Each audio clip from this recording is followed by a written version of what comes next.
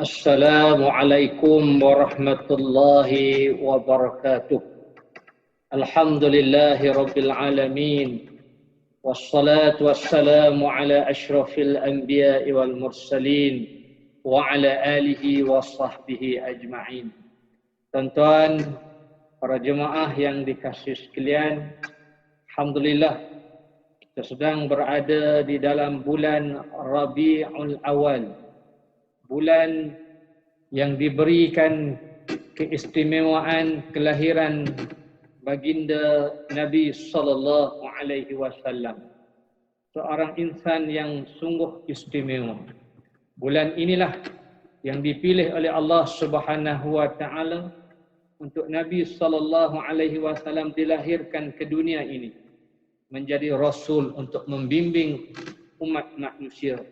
Dan bersyukurnya kita kepada Allah Subhanahu wa taala, kita terpilih menjadi umat kepada Nabi Muhammad sallallahu alaihi wasallam.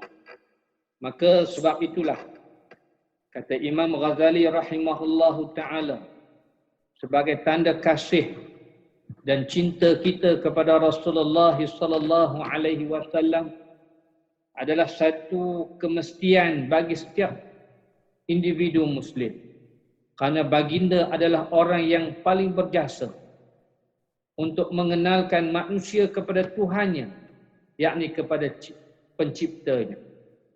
Inilah satu jasa yang sungguh besar yang harus kita berterima kasih, dan terima kasih kita hendaklah kita tunjukkan dengan rasa kasih dan cintanya kita kepada baginda Nabi sallallahu alaihi wasallam. Dan sebagai salah satu tanda untuk menunjukkan kecintaan kita kepada baginda Nabi sallallahu alaihi wasallam, bagaimana disebut oleh Al-Imam Al-Bukhari, hendaklah kita memperbanyakkan selawat dan salam kita ke atas junjungan baginda Nabi sallallahu alaihi wasallam. Sebab Allah Subhanahu wa taala juga memerintahkan kepada kita agar memperbanyakkan selawat kita ke atas baginda Nabi sallallahu alaihi wasallam. Bagaimana Allah Subhanahu wa taala berfirman di dalam surah Al-Ahzab ayat yang ke-56, yang ayat ini seringkali kita dengar dibacakan utamanya oleh para khatib.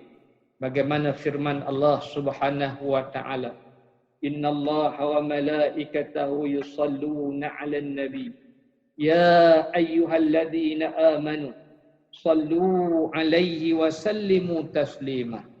Wahai, kata Allah Subhanahu wa taala, sesungguhnya Allah dan para malaikat berselawat ke atas baginda Nabi sallallahu alaihi wasallam. Wahai orang-orang yang beriman, selawatlah kamu ke atas baginda Nabi sallallahu alaihi wasallam dengan ucapan selawat dan salam yang sempurna. Dan kalau kita lihat, tuan-tuan sekalian, tidak ada suatu perintah yang lebih besar daripada yang Allah Subhanahu wa taala perintahkan kepada kita, yang Allah Subhanahu wa taala mulakan dengan diri Allah Subhanahu wa taala sendiri. Allah perintah kita banyak. Allah perintah kita salat, Allah perintah kita puasa, Allah perintah kita berzakat. Tetapi dalam perkara-perkara itu Allah tidak mengatakan Allah melakukan perkara-perkara itu. Tetapi dalam berselawat kepada Nabi sallallahu alaihi wasallam, Allah mulakan dengan diri Allah Subhanahu wa taala. Kata Allah, sesungguhnya Allah berselawat, maknanya Allah merahmati ke atas baginda Nabi sallallahu alaihi wasallam. Dan seluruh para malaikat juga berselawat. Maka orang-orang yang beriman semestinya lah hendaklah memperbanyakkan selawat dan salam ke atas baginda Nabi sallallahu alaihi wasallam. Baik, itu dalam suatu hadis Nabi sallallahu alaihi wasallam. Tuan-tuan yang dihormati sekalian, kata Nabi sallallahu alaihi wasallam, man shalla alayya marrah sallallahu alaihi bi'a asyrah. Barang siapa yang berselawat ke atasku sekali, nescaya Allah Subhanahu wa taala akan berselawat ke atasnya 10 kali sebagai ganjaran memuliakan dan Allah Subhanahu wa taala suka orang yang memperbanyakkan selawat ke atas baginda Nabi sallallahu alaihi wasallam. Allah berselawat maksudnya Allah menurunkan rahmatnya. Allah memuji perbuatan itu di kalangan para malaikat. Bahkan orang yang banyak berselawat ke atas baginda Nabi sallallahu alaihi wasallam disebut dalam hadis yang lain, kata Nabi sallallahu alaihi wasallam, aulan nas bi yaumal qiyamah aktsaruhum alayya salatan. Hadis riwayat Imam Tirmizi.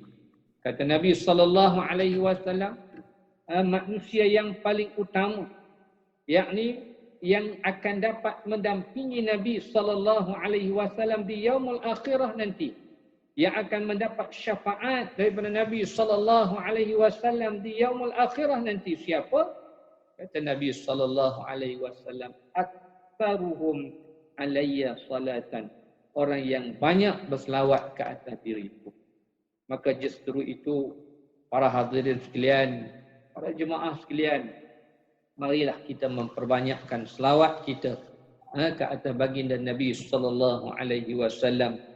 Bahkan orang yang berkira untuk berselawat ke atas Nabi sallallahu alaihi wasallam ini dianggap sebagai orang yang bakhil.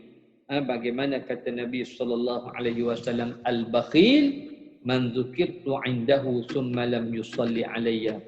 Kalau kamu nak kenal juga termasuk di kalangan orang-orang yang bakhil itu, ialah orang yang apabila disebutkan namaku di sisinya, maka dia tidak susuli dengan berselawat ke atas diriku. Maka itulah orang yang bakhil.